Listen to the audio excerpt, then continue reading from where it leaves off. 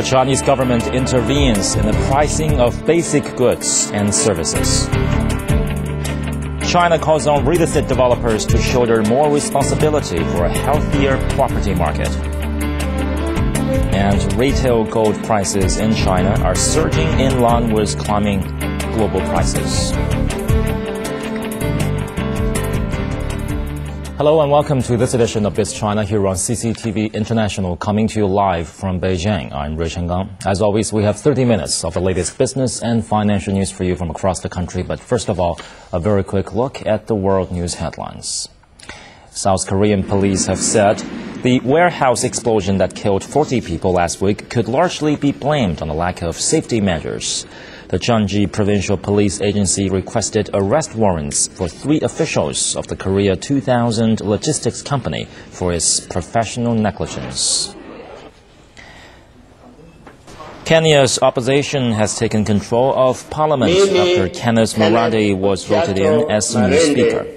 Murandi is backed by the Orange Democratic Movement. He garnered 105 votes against government-backed Francis Ole Kaparo, who received 101. The session marks the first time President Mwai Kibaki and opposition leader Raila Odinga have been in the same room since last month's disputed election, which the opposition leader accuses Kibaki of winning fraudulently.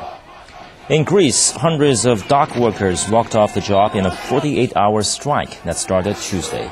They are protesting the planned privatization of container terminal facilities at the ports, and the workers clashed with riot police who fired tear gas towards the crowd.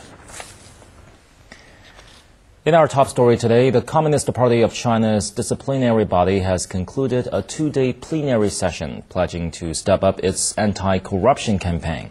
General Secretary Hu Jintao addressed the meeting attended by senior party members. Sun Xiaolong has more. Hu Jintao stressed the party must have a clear understanding of the situation to fight corruption.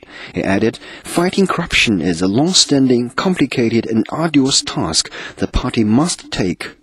He said the Communist Party of China has a tradition of attaching importance to anti-corruption, especially at historical moments in the nation's development. The General Secretary emphasized that in the coming years, the party will continue efforts to find more scientific ways to fight corruption. He added, corruption must be eliminated from its roots. Hu Jintao said, tougher measures will be taken to punish corrupt officials. In the meantime, he says, more supervision mechanisms should be formed to prevent corrupt activities. Hu Jintao urged local CPC discipline inspection bodies to explore new forms of corruption generated from fast economic development and to keep improving anti-graft systems. Figures from the disciplinary body of the CPC show more than 31,000 commercial bribery cases were dealt with last year.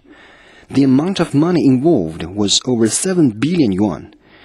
Nearly 7,000 government officials and staff were punished.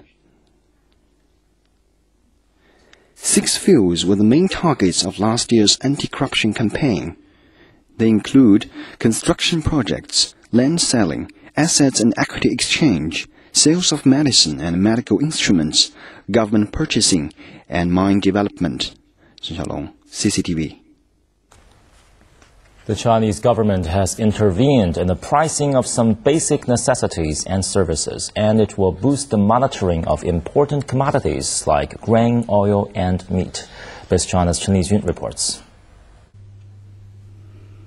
According to the pricing law, the state council and local governments can set profit ratios or price ceilings for key goods and services when prices rise too sharply. They can also require companies to apply for permission to increase prices. Those who are found to have manipulated market prices and ignore the government's pricing suggestions could be fined up to 1 million yuan, or about $140,000. A state council executive meeting was held on Monday. He said recent increasingly prominent illegal pricing practices had disturbed the market order and affected people's daily lives. It ordered local authorities to clamp down on illegal pricing activities. This including to raise prices hoarding goods and increasing prices and spreading rumors about price hikes. It also ordered boosts in production to shore supplies ahead of the Chinese Lunar New Year, which falls on February the 7th. 田丽君 cctv。 The central bank set the midpoint of the yuan's exchange rate against the dollar at a post-revaluation high of 7.2418 yuan on Wednesday.